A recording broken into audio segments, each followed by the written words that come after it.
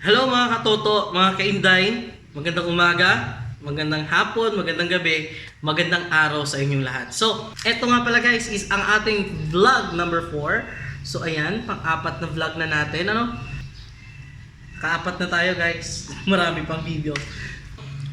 Eto guys, kahapon, ginawa ko yung motor ng aking bayaw, no? Nilagyan ko ng two-way alarm system. So, yung motor niya kasi guys, yun, ina-advise ko nga sa kanya dati na lagyan niya ng two-way alarm kasi nga, it's be safer. Safer. Safer. Safer. Safer. Mas safe siya kaysa walang alarm, no? Kahit umasa lang tayo dun sa lock ng ating motor, nagagawan pa rin ng paraan ng mga magnanakaw, no?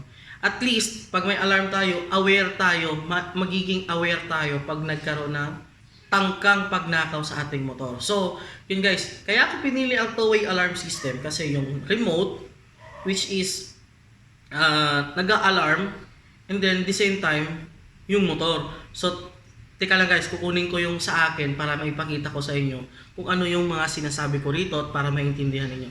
Wait lang ha. A few inches later. So yun guys, I'm back. So ito na nga no. Bali, yung remote na yun na nilagay ko sa aking bayaw, yung motor niya is YAMAHA MIO. Yung 110 or 115 replacement nun no, CC. So yung remote na nilagay ko guys is eto, ganito ang design. Ganito ang itsura ng remote.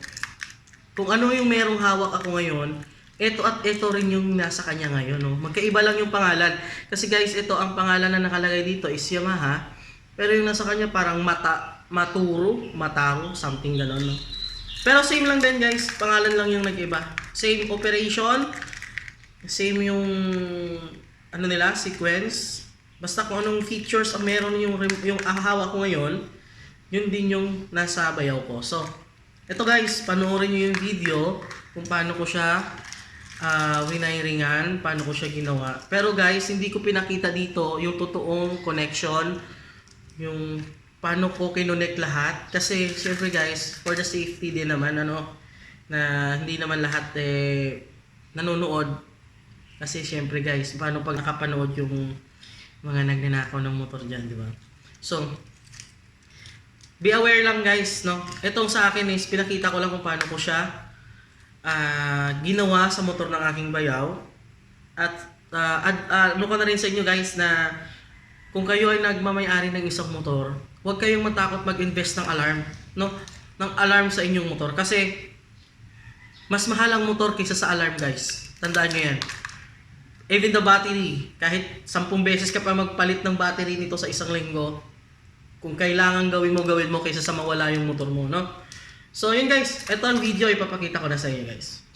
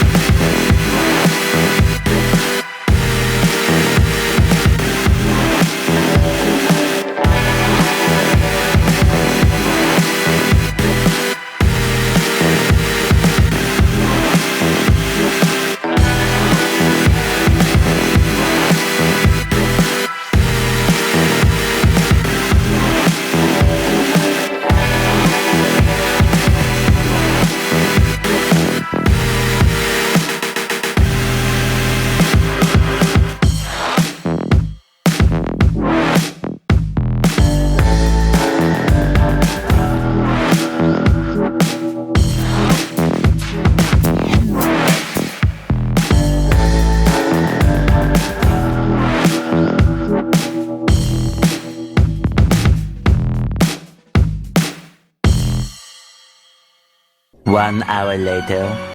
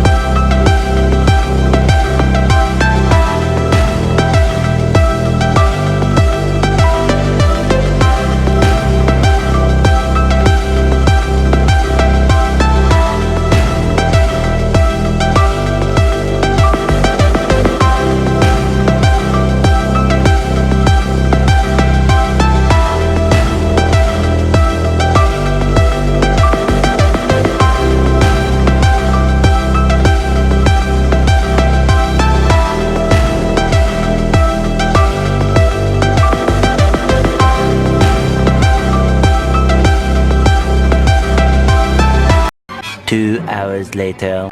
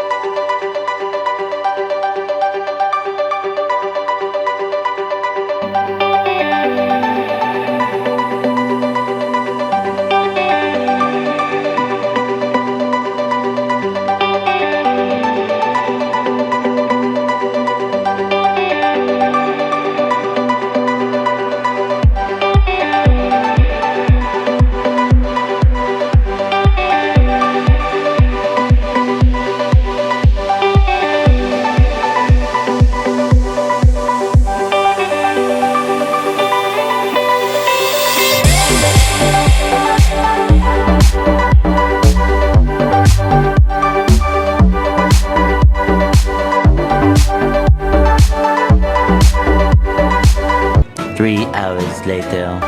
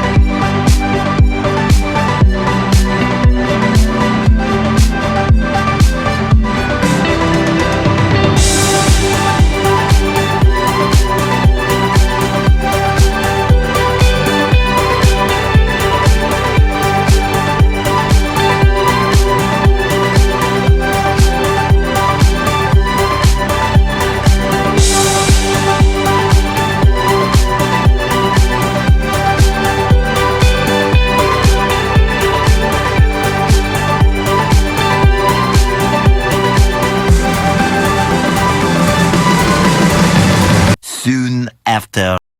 Testing natin yung remote with alarm, two-way alarm. Okay. Kill switch with alarm.